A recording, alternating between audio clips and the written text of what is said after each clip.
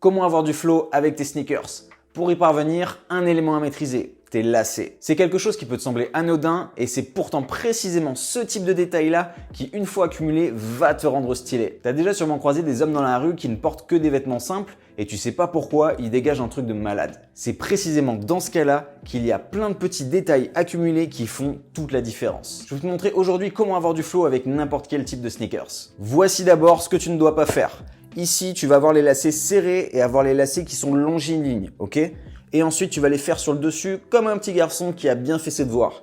C'est ce qu'on ne veut pas, ça rend la sneakers étriquée, c'est pas joli. Ce que tu dois avoir, c'est ça. Les lacets sont ici beaucoup plus desserrés, pas besoin de trop les lâcher, mais juste pour avoir une légère ouverture pour plus aérer la sneakers, ça ajoute plus de flow, et ne pas faire tes lacets, ok? Tu vas les cacher, je vais te montrer comment. Pourquoi? Parce que c'est beaucoup plus joli. Est-ce qu'en magasin, tu as déjà vu une paire de sneakers exposée avec les lacets faits au-dessus? Non, ça n'existe pas. Est-ce que tu t'es déjà demandé pourquoi? Parce que c'est pas joli, tout simplement. On ne veut pas surcharger la sneakers, on veut qu'elle soit belle, aérée et valorisée sur sa shape. Du coup, pour avoir les lacets de tes sneakers comme ceci, c'est tout simple. Au lieu de rentrer le lacet vers l'extérieur, tu vas le rentrer vers l'intérieur.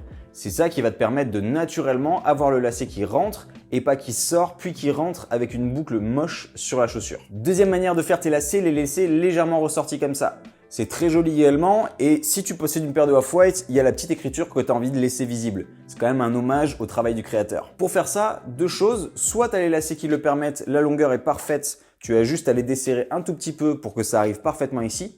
Soit tout simplement, une astuce, c'est de venir ici mettre le lacet à la bonne longueur qui ressorte parfaitement et après tu prends le surplus et tu le rentres dans la chaussure tout simplement. Maintenant, si tu décides d'appliquer ça tout de suite sur les sneakers que tu possèdes, il est possible qu'il se passe une chose, c'est que la sneakers soit trop grande pour toi et que ton pied sorte de la paire.